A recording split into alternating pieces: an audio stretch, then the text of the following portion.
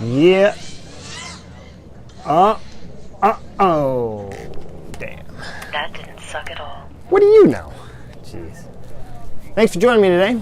We're just out here practicing because it's wintertime and we don't have any races, so I figured it's a good time to check out the new Rush VTX with lock-on technology.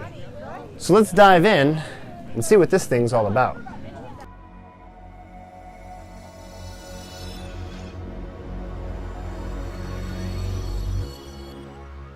So Rush FPV has come out with this little guy. It's called the Tank.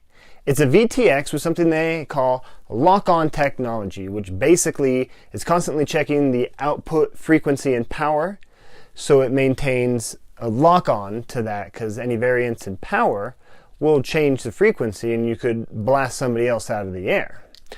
So diving into this guy, I'd like to compare it a little bit to the TBS Unify, since that's the industry standard.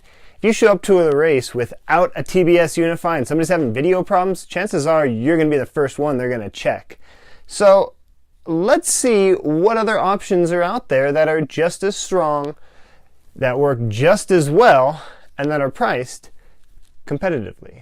If we break this guy down and look at some of the aspects of it, it has a 33 by 20 millimeter footprint. It weighs 6.8 grams with the cable connected, and it has a 7 to 25 volt power input. There are two versions of this. This is the race version, and there's another version with a variable power that has pit mode, 25, 200, 500, and 800 milliwatts output power, which is great. Depending on the environment, you can really go full power or bring it back a notch. And I like when a variable power VTX really gives you the whole spectrum to play with.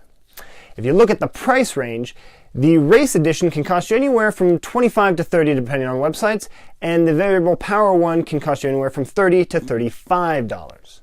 Now, I don't have 8 of these to test out during a real race, but Rush FPV does claim that you can have 8 pilots all flying at the same time without using left and right polarized antennas. And if that's true, that should open up the doors for a lot bigger, more exciting races when you can have more pilots in the air at once. Probably a little more carnage, a little more broken parts, but it'll definitely be more fun for the spectators.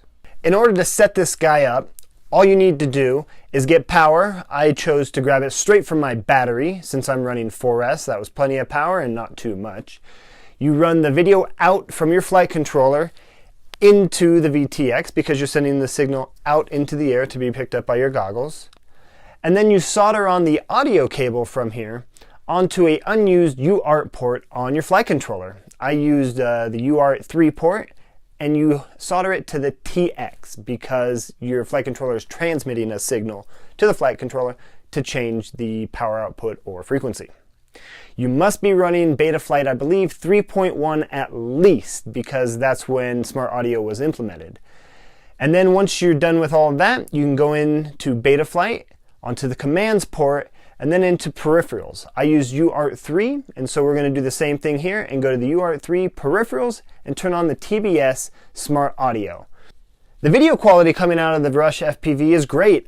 I didn't notice any real flickering or glitching on our race course. We were pretty close, but it's a standard setup.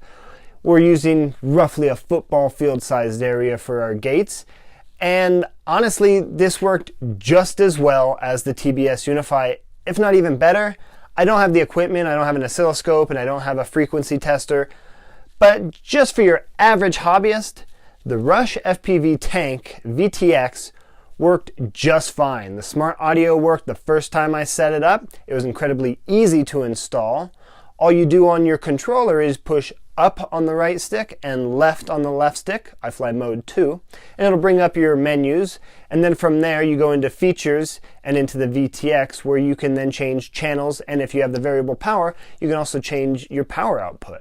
And being able to change your frequency right there on the fly makes it incredibly easy when you go to a race to be able to pop into any channel and keep the downtime to a minimum so you can simply race more packs and get more laps in.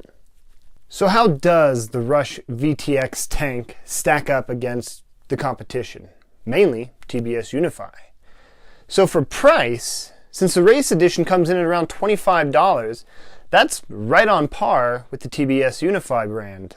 They range anywhere from $25 upwards to 40 depending on what model you get.